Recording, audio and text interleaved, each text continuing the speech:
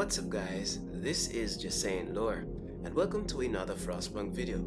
Ensure that you subscribe to the Just Saying channel to keep the Frostpunk lore spreading throughout the world, and freezing the hearts of many.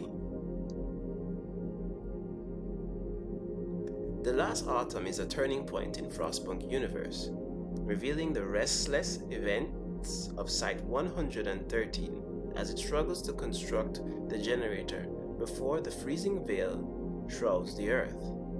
This prequel expansion broadens the Frostpunk universe by introducing a new environment, new book of laws, and new technologies, and presents a range of new buildings, all of which let you shape your society in unconventional ways. Site 113 presents to us, the Frostpunk community, a new way of experiencing the game.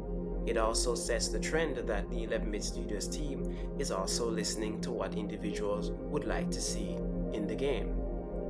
The lore now goes all the way back, explaining some details as to how generators were constructed.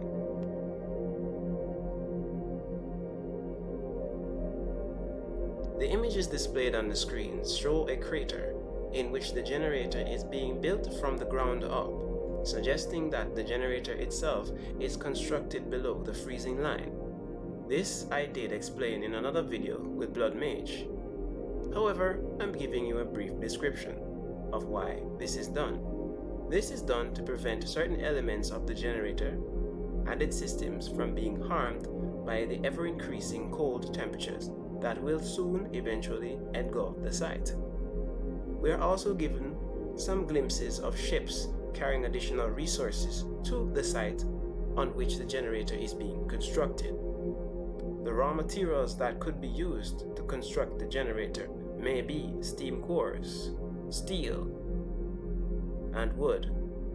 However, a large portion of that resource might be steel itself. There might be the introduction of an additional resource, and there might need to be an additional source of power to aid the construction site, as the generator itself is under construction and would not be at optimal functional standards to actually sustain such developments and construction. My estimation of the amount of resources that might be needed to construct the generator itself could number in the thousands, or over 5,000 steel, additional wood, and other resources. The image also shows some form of logging camp system setup, where there are large amounts of wood resources surrounding the site. It might be seeing things, but that's what it looks like. There's also a harbor that allows, that's what the building looks like from a distance, from what I can see in the image. So there might be some form of logging or something like that, resources or beams being used to actually keep up the area around, or any tunnels that might be underneath the structure while the teams are underground working on the site. So, moving away from the construction of the generator site itself, what this information or this prequel kind of tells us is that during the times or nearing the end times of civilization, according to the game's lore, humanity was still in the early stages of constructing a large amount of the generator towers. In specific terms, the British Empire. This suggests that these buildings take a relatively large amount of time to construct, along with the site being excavated for said structure to be implemented. And the image shows that a large portion of the site, or the generator tower itself, or the main element for the underground section, might have already been built, based on the image seen here and the bird's eye view over it. So the idea is that the generator tower is built below the freezing line to protect it from certain elements, and then it gradually climbs above the freezing line. Goes back to the video we made last year about the mere fact that some of the harmful chemicals might be pumped out through an exterior valve within the generator system itself to allow the distribution of harmful chemicals like carbon monoxide and anything else to be released on the outskirts of the city limits.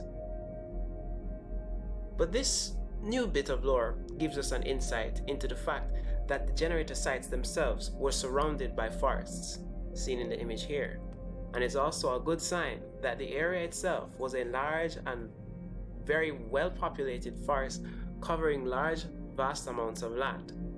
Maybe once the content is being released, I'll be able to kind of narrow down as to where generator site 113 is located, or someone else in the community might find it before me and we can do a collaboration as to how this came about.